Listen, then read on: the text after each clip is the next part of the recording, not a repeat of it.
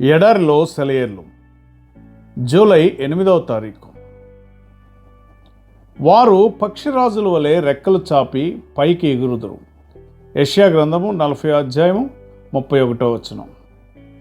అబ్బా, ఈ పక్షులు ఆ రెక్కల బరువుల్ని ఎలా మోస్తున్నాయి?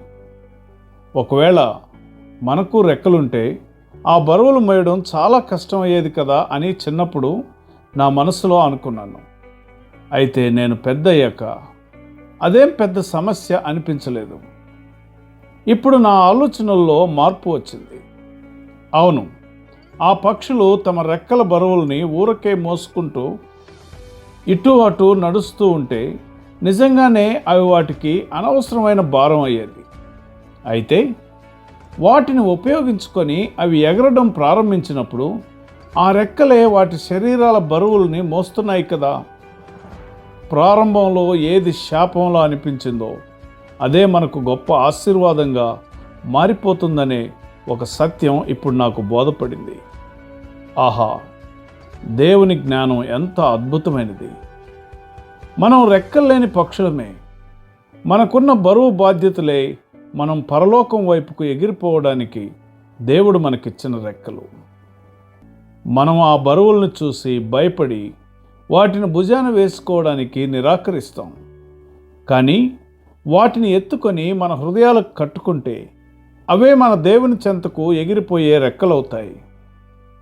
ఏ భారాన్నైనా మనం సంతోషంగా ప్రేమపూర్వకంగా ఎత్తుకుంటే అది మనకు ఆశీర్వాదంగానే పరిణమిస్తుంది. మనం చేయాల్సిన పనులు మనకు దీవెనలుగా ఉండాలని దేవుడు నిర్దేశించాడు. ఏదైనా బరువును ఎత్తుకోవడానికి మనం మన భుజాలను వంచడం లేదంటే మనం ఆత్మీయాభివృద్ధికి ఒక అవకాశాన్ని తిరస్కరిస్తున్నామన్నమాట. దేవుడు తన స్వహస్తాలతో మన వీపుకు ఏదన్నా బరువును కడుతున్నాడంటే అది ఎంత మోయరానిదైనా అది ఆశీర్వాదమేనన్నమాట.